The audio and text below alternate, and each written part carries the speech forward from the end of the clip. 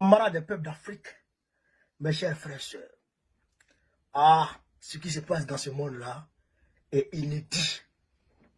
Frère, du jamais vu.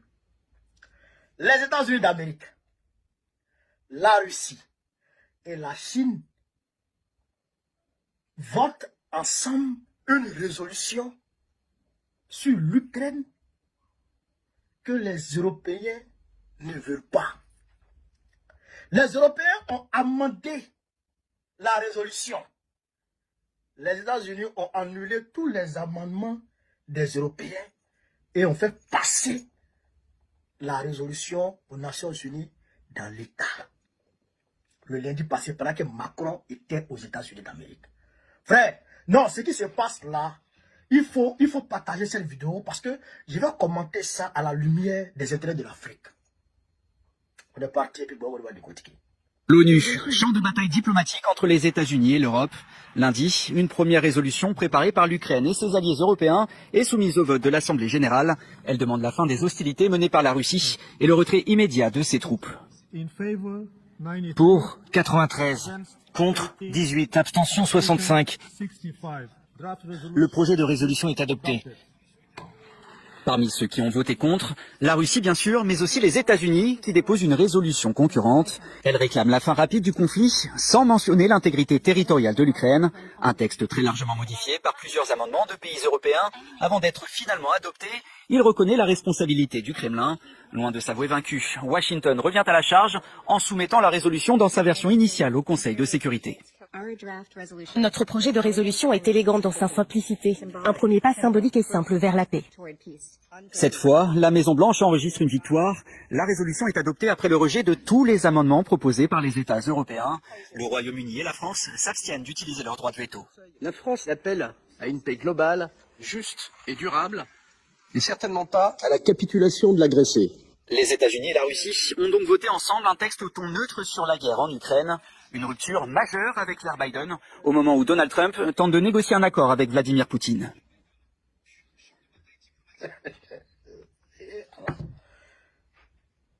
Frère, non, c'est pas possible.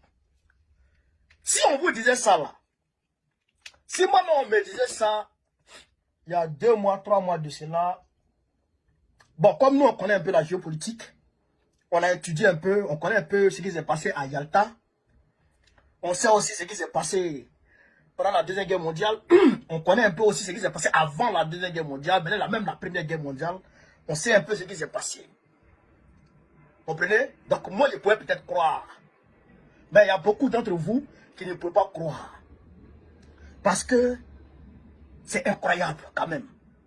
Au vu de ces derniers temps-là, non, c'est incroyable. C'est-à-dire que les Européens ont envoyé leur résolution qui condamne la Russie, qui considère la Russie comme un État agresseur, qui considère la Russie comme, on va dire, qui charge la Russie de tous les péchés d'Israël. Les États-Unis ont voté non contre ça. La Russie aussi a voté non. La Chine s'est abstenue. La résolution que les États-Unis ont proposée, les Européens ont amendé. On veut ça, il faut mettre ça, il faut mettre ça, il faut mettre ça. Les États-Unis révèlent pire, ils parlaient ça. Tous les amendements des Européens, enlevez-moi ça, enlevez-moi ça, enlevez-moi ça. Ils ne condamnent pas la Russie. Ils ne considèrent pas la Russie comme ceci ou comme cela. Non. Ils disent juste qu'il faut la fin de la guerre. Parce qu'il y a trop de morts. La Russie vote oui. Mais qu'est-ce qui se passe? Il faut que je vous explique. C'est pourquoi je vous ai dit que j'allais décortiquer ça à la lumière des intérêts de l'Afrique. Qu'est-ce qui se passe en réalité? Trump et puis Poutine se sont parlé. Trump a demandé à Poutine, est-ce que tu as des terres que Zelensky va me donner là? Est-ce que tu as ça? Trump dit, Poutine dit, mais moi, toute ma terre est riche. Moi seulement, il ne peut pas exploiter. Est-ce que tu peux me donner aussi? Poutine dit, viens, on va discuter 50-50. C'est pas du jeu, il est où, on ne pas de conneries. Poutine dit, viens, discuter 50-50. Trump dit, ok, je suis partant. Dès que Trump a dit, il est partant net, il a commencé à enflammer Zelensky. Et là, Zelensky s'en va là-bas la semaine prochaine. Aux États-Unis. Il va aller signer les accords. L'accord sur le minerai. Mais Macron a demandé à avoir son petit bringuin dedans. Dans l'accord sur le minerai là. Est-ce que vous comprenez ça?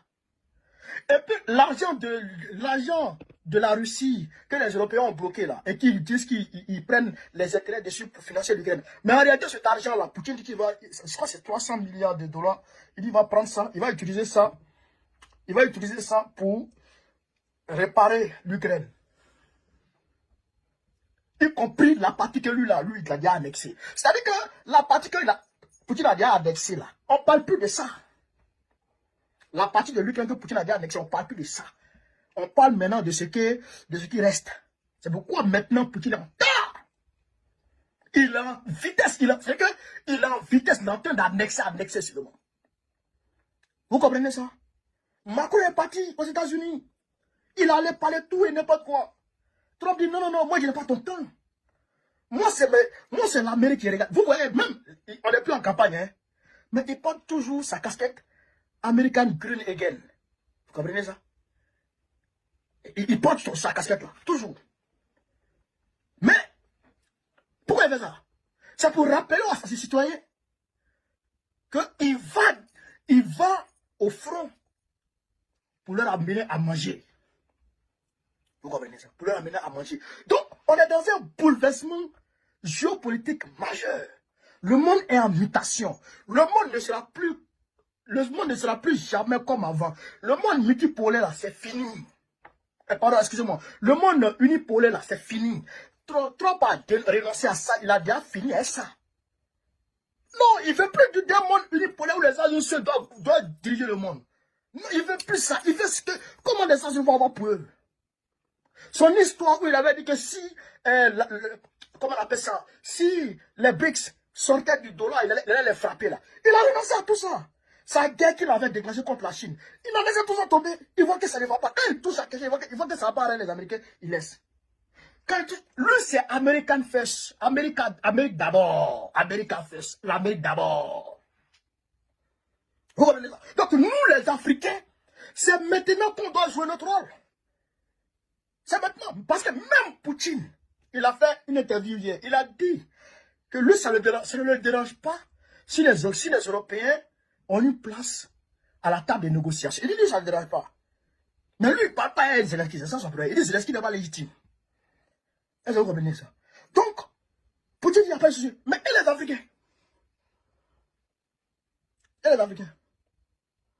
Où est notre place à la table des négociations? Malgré Macron s'est fait humilier tout ça. Mais il va aux États-Unis. Il va parler au nom de l'Europe. Hein? L'Europe, l'Union européenne, plus l'Angleterre. Il n'est pas dit parler au nom de ces deux entités. Le Royaume-Uni et, vous avez vu, non, tout à l'heure, la vidéo que je vais vous montrer là, l'Angleterre s'est abstenue, la France a voté contre l'Angleterre, mais ils n'ont pas utilisé leur veto. Mais en tout cas, ils ont voté non. Les deux se sont entendus, ils ont voté non. Donc, eux là, et ils ont tout fait, ils veulent s'asseoir à la table de négociation. Mais nous, les Africains, on s'assoit où?